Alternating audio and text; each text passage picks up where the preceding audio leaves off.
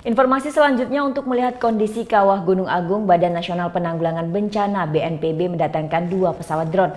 Drone bernama Coax ini mampu terbang dengan ketinggian maksimal 4.000 meter. Badan Nasional Penanggulangan Bencana (BNPB) mendatangkan 2 pesawat drone untuk memantau kawah Gunung Agung.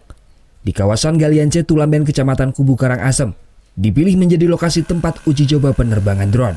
Selain jarak yang berdekatan dengan Gunung Agung, lokasi ini dipilih lantaran situasi cuaca dan arah angin yang stabil. 2 jenis drone yang didatangkan ini bernama Coax. Kelebihan pesawat drone ini mampu terbang dengan ketinggian maksimal 13.000 feet atau 4.000 meter. Rabu sore percobaan peluncuran pun dilakukan. Sejak berstatus awas pada 22 September lalu, aktivitas Gunung Agung belum menunjukkan akan terjadinya erupsi. Dengan pemantauan menggunakan pesawat drone diharapkan dapat melihat kondisi kawah Gunung Agung yang sebenarnya. Mengetahui kondisi kawah terkini, terus nanti kita juga akan mengetahui kondisi daerah-daerah laharan zona merah seperti apa kondisi sekarang. Artinya sungai-sungai yang ada apakah masih kira-kira mampu nggak kalau terjadi satu erupsi untuk menampung lahar.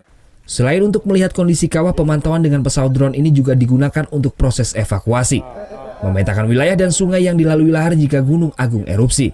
Nantinya segala pantauan ini akan menjadi referensi bagi PVMBG dan pemerintah dalam memberikan informasi yang akurat. Tim Liputan melaporkan untuk NET.